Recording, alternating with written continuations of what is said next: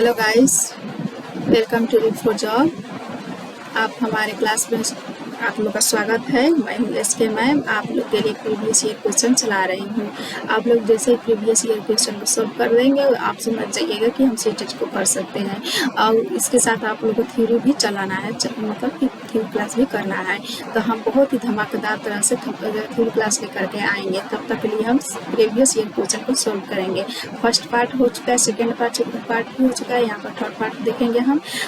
शब्दों में अक्षरों के क्रम को पढ़ने के इस कठिनाई का अनुभव करना है। अक्सर जासूस समृद्धि का ह्रास डैश के संबंधित है।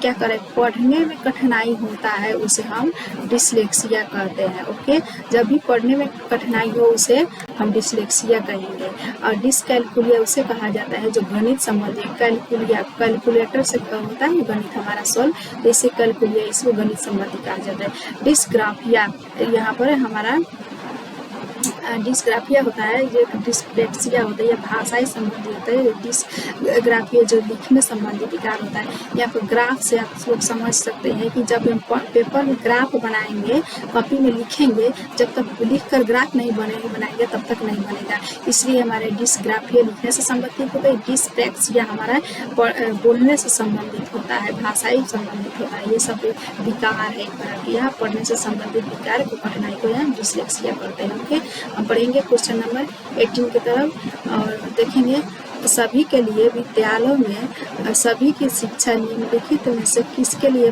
प्रचार वाक्य हो सकता है। तो यहाँ सभी के लिए शिक्षा को कहा जाता है, तो सभी के लिए एक समान शिक्षा। यहाँ पर विकलांग और दिव्यांग और प्रतिभाशाली, मूर्ख और स्वास्थ्य बच्चे सभी एक साथ ही पढ़ेंगे, सभी एक साथ शिक्षा लेंगे, उसे समय से शिक्षा पढ़ेंगे। ओके, हमारा क्वेश्चन के आंसर 2 हो जाएगा। पढ़ेंगे हम। धारा प्रवाह व्याख्या मौलिकता और लचीलापन डैश के साथ संबंधित है। तो धारा प्रवाह और मौलिकता लचीलापन हमारा प्रतिभा के साथ संबंधित है। ओके, हम बढ़ेंगे क्वेश्चन नंबर 20 के साथ। प्रतिभाशाली विद्यार्थी को डैश से जुड़े प्रश्नों पर अधिक समय देने के लिए कहा जा सकता है। प्रतिभाशाली शिक्षार्थियों को डैश से जुड़ने के लिए क्या उसे क्या कहेंगे, तो एक्टिविटी करता है। प्रतिभाशाली बच्चे जो बहुत सारा खोजबीन करता है, वो अन्वेषण द्वारा सीखता है, वो एक्टिविटी द्वारा सीखता है, लेकिन वो बहुत ही आगे होता है, सभी बच्चे से बहुत ही आगे होता है और हमेशा कुछ न कुछ खोजते रहता है, हमेशा कुछ न कुछ सीखते रहता है, उसको हम सर्जन कहेंगे। ओके, हमारे क्वेश्चन के आंसर 3 हो जाएगा। बढ़ेंगे 21 की तरफ। निम्नलिखित में से अधिक नियोजकता का आकलन निम्न में से किस परीक्षण द्वारा सर्वाधिक उच्च तरीके से किया जा सकता है। तो यहाँ पर देखेंगे कि हम यहाँ पर दिया है अभिक्षमता परीक्षण। किस परीक्षण से हम बच्चे को अच्छे से आकलन कर सकते हैं, अधिक नियोजकता होता है। गणित योग्यता आकलन की किस परीक्षण द्वारा सर्वाधिक उचित तरीके से करेंगे। गणित में सबसे अच्छा तरीका हमारा पढ़ने का या निदानात्मक परीक्षण को माना गया है। निदानात्मक परीक्षण यह होता है जो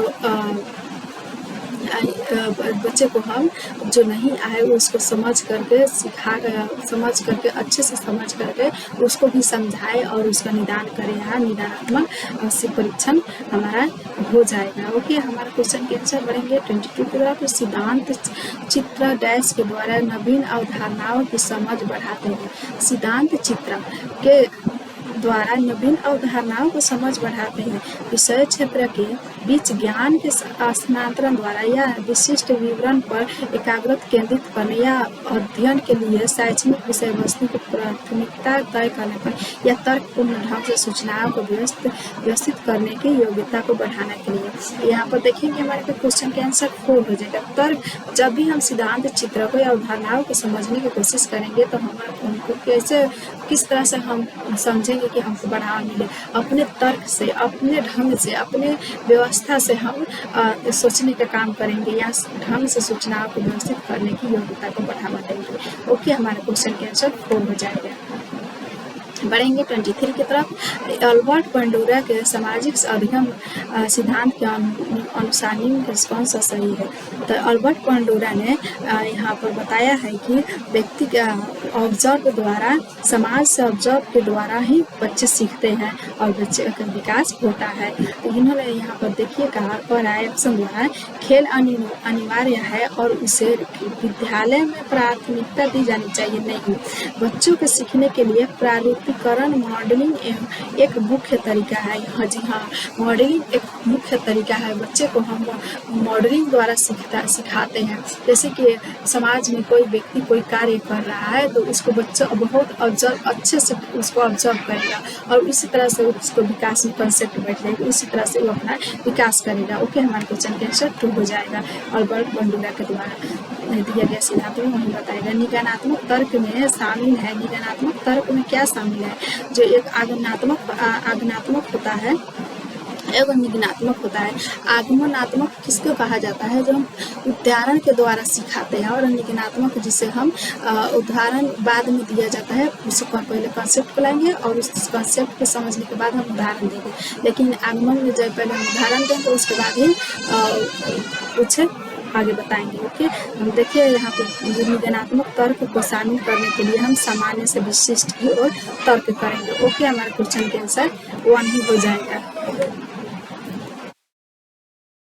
जब बच्चे एक अवधारणा को सीखते हैं और उसका प्रयोग करते हैं तो अभ्यास उसके द्वारा की जाने वाली त्रुटियों को कम करने में मदद करता है। यह विचार डैश के द्वारा दिया गया है। किसने दिया गया है? था यहाँ तो बता रहे अभ्यास और त्रुटियों के बारे में किसने बताया है? E.L. थॉर्नडाइक ने हमारा अभ्यास, त्रुटि और प्रयास प्रयत्न द्वारा बच्चे सीखते हैं, तो इन्होंने थॉर्नडाइक ने बताया है। ओके, हमारा क्वेश्चन क्या आंसर हो जाएगा? 26 है। निम्नलिखित में से कौन सा कौशल संवेगात्मक बुद्धि से संबंधित है? तो कौन सा कौशल जो है जो संवेगात्मक बुद्धि से संबंधित है? तो हमारा क्वेश्चन के आंसर हो जाएगा समानुभूति देना, सहानुभूति देना। यहाँ सहानुभूति होगा, समानुभूति नहीं होगा, ये गलती से इस तरह से छप गया है। नहीं, यहाँ पर सहानुभूति होगा। सहानुभूति देने से ही कौन से कौशल को हमारा संवेगात्मक बुद्धि से संबंधित है। ओके, हमारे क्वेश्चन के आंसर 4 हो जाएगा। बढ़ेंगे 27 की तरफ। एक आंतरिक बल जो प्रोत्साहित करता है और व्यवहारात्मक प्रतिक्रिया के लिए बाध्य करता है एवं उस प्रतिक्रिया को विशिष्ट दिशा उपलब्ध कराता है। डैश किससे आंतरिक प्रेरणा पर बल देता है? तो हमारा अभिप्रेरणा जो है, जो हम आंतरिक प्रेरणा पर बल देते हैं। बच्चे को या कोई भी व्यक्ति को हम अंदर से अपने से हमको करना है, ना कि बाहरी प्रेरणा देकर। हमको उस चीज़ का आवश्यकता है तो हम खुद जान रहे हैं कि हमको किस चीज़ की आवश्यकता है। हमको मान लीजिए हमको सीटेट का आवश्यकता है, तो हम किस लिए हम सीटेट को पास करना चाहते हैं? तो हम अपने दैनिक जीवन को, सुविधाओं को पाने के लिए। ओके, तो हमको अपने कुछ पैसा होगा, आमदनी होगा, तो हम अपने दैनिक जीवन को अच्छे से चला पाएंगे। इसलिए तो हम सीटेट पास कर रहे हैं, तो उस प्रेरणा को हम अपने अंदर से फील करके हम उस एग्जाम को देंगे, ना कि बाहरी से। ओके, हम क्वेश्चन के आंसर 1 हो जाएगा। 28 की तरफ बढ़ेंगे। निम्नलिखित में से कौन सी शब्दाभिप्राय अभिप्रेरणा को साथ अंत बदलाव के साथ इस्तेमाल की जाती है? तो आप यहाँ पर कौन सा शब्दावली अभिप्रेरणा के साथ अंत बदलाव के साथ इस्तेमाल की जाती है? तो यहाँ पर देखेंगे हमारा हो जाएगा आवश्यकता। आवश्यकता जो है उसको हम फेर बदल के द्वारा उसका हम यूज करते हैं, इस्तेमाल करते हैं। ओके, बढ़ेंगे 29 की तरफ। डैश प्रेरणाएं अनुभूतियों के संतुष्टिकरण की आवश्यकताओं तक पहुंचाने और व्यक्तिगत लक्ष्य को प्राप्त करने की आवश्यकता को संबोधित करता है। इसको हम संबोधित करेंगे तो यहाँ पर क्वेश्चन के आंसर भाव से। हम जब तक अपने भाव से नहीं संतुष्ट होंगे तब तक हम अपने व्यक्ति को लक्ष्य को प्राप्त नहीं कर पाएंगे। हम अपने अंदर के आत्मा से